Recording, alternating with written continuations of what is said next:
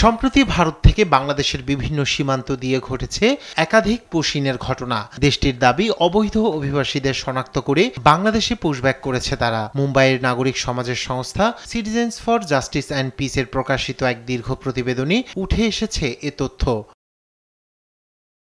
আসামের ৩৩ জেলায় সর্বত্র নির্দিষ্টভাবে চিহ্নিত করে নারী, শিশু ও পুরুষদের বেআইনিভাবে আটক করে বাংলাদেশে ঠেলে পাঠানো হচ্ছে বলে জানিয়েছে সাংবাদিক, আইনজীবী ও মানবাধিকার কর্মী তিস্তা সেতেলবাদের। এছাড়াও সিজেপির প্রতিবেদনে উঠে আসে, গেল ২৩ মে থেকে হঠাৎ করেই রাজ্যের ৩৩টি জেলায় পুলিশি অভিযান শুরু হয় এবং কোনো নথিভুক্ত মামলা, নোটিশ বা আইনি যৌক্তিক ব্যাখ্যা ছাড়াই ৩০০ মানুষকে আটক করা হয়।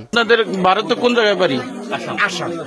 আসাম। এক্ষেত্রে সাংবিধানিক ও আইনি নিয়ম লঙ্ঘন করে বন্দীদের অবস্থান সম্পর্কে পরিবার এবং আইনজীবীদের কোনো তথ্য দেওয়া হয়নি। ফলে চূড়ান্ত অনিশ্চয়তার মধ্যে দিন কাটাচ্ছেন এসব ব্যক্তির পরিবার। এখানে আসছেন কয়জন?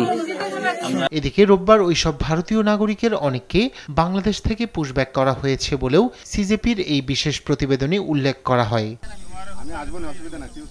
রায়হান কবি শুভ্র, নিউজ ডেস্ক, দেশ টিভি।